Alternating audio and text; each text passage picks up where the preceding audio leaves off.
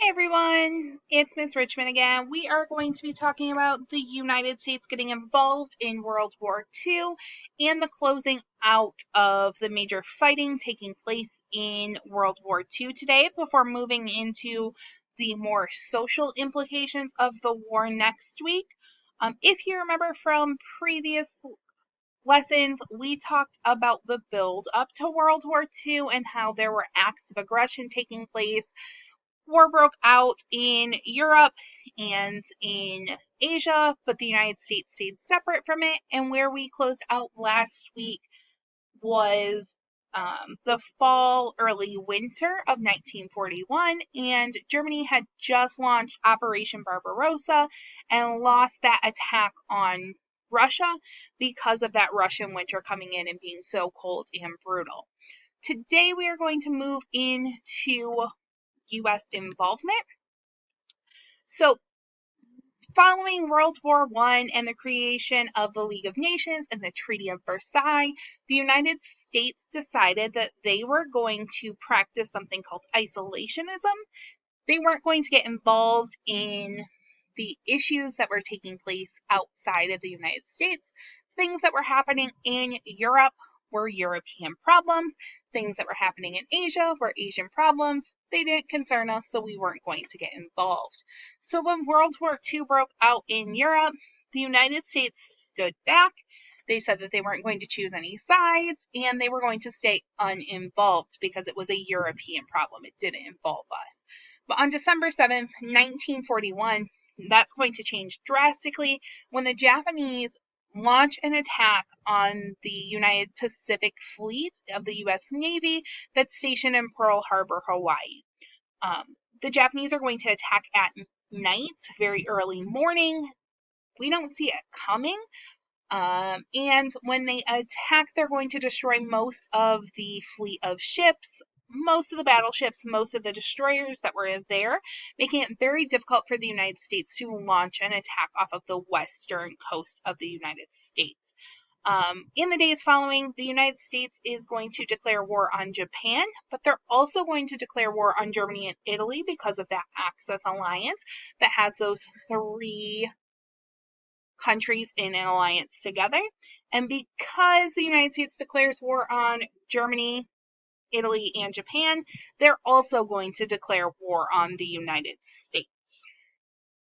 So now the U.S. is involved in the war, and they're going to need to build up their own army and their own home front to help support that effort.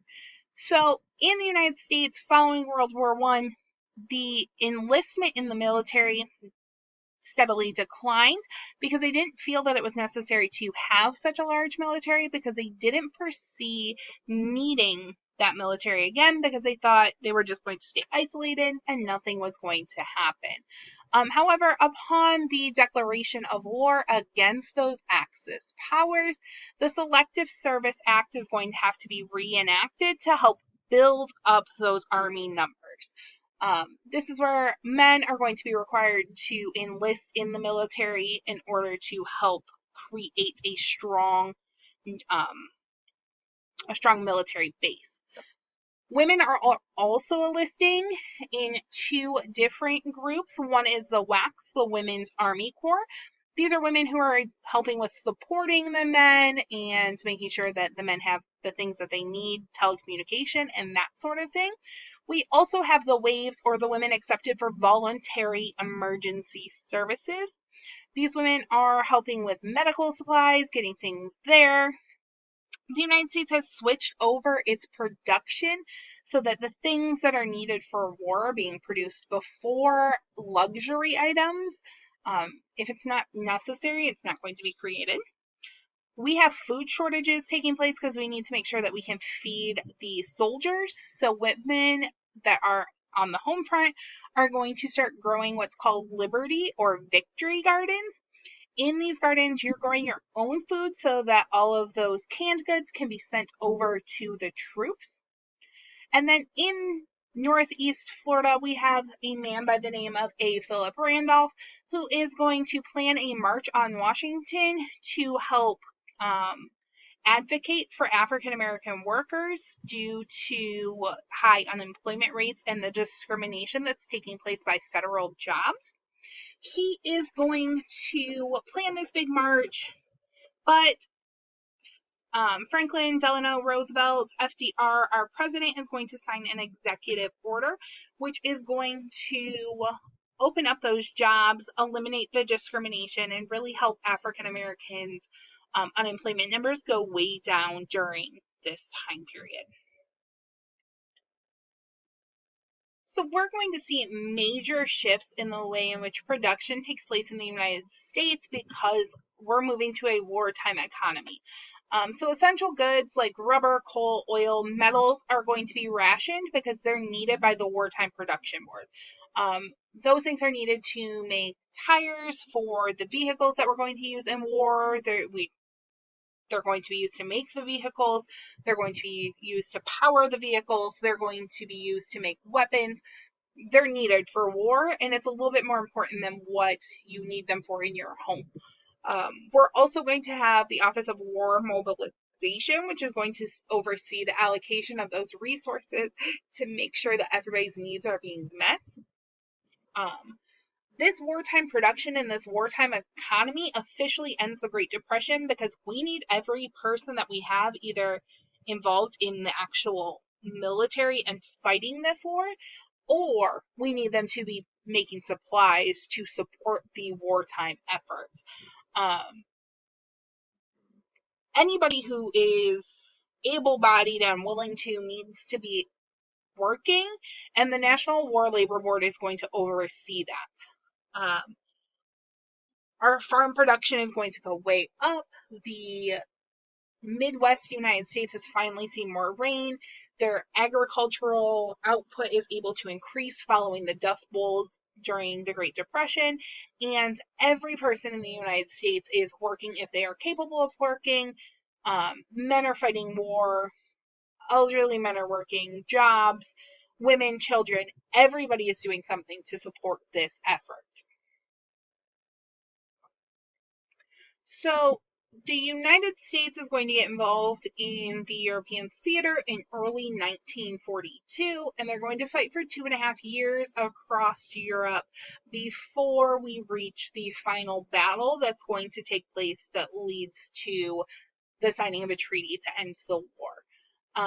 On June 6, 1944, the Allied forces, which include the main countries of Britain, France, and the United States, are going to send about 156,000 soldiers onto the beaches of Normandy, France.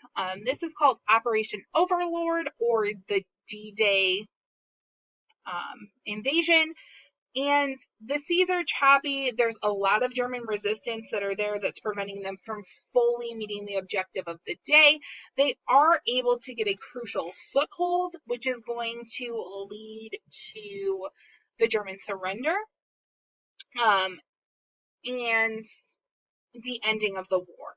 This is a major turning point. It leads to the end of the war. It shows that the Allied forces are not going to back down. They get their footing back and they're able to fully combat what the Germans are doing. We are going to have a collapse of both Germany and Japan, not long between one another.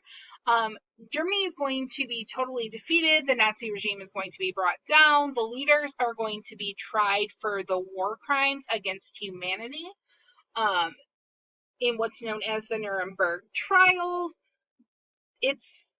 Nuremberg is a former site of the Nazi propaganda, so it's the center of where Hitler put out all of his propaganda for the war, started all of his hate speech.